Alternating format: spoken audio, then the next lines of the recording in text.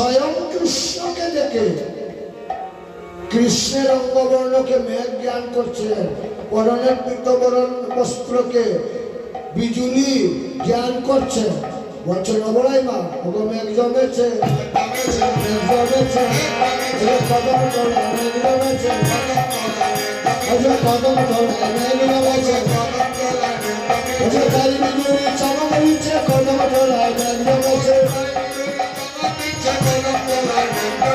তাই বিজুলি চমক দিচ্ছে, কদম তোলায় মেঘ জমেছে, কদম তোলায় মেঘ জমেছে,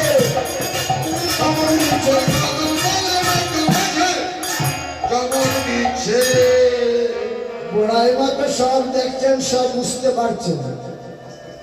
রসিকতা করে বলছেন আচ্ছা রাধে বুঝলাম বিজুলিও চমকাচ্ছে, মেঘ উদয় হচ্ছে, কিন্তু বর্ষণটা হচ্ছে কোথায়? সাধারণত আজকে তো আকাশ বর্ষণ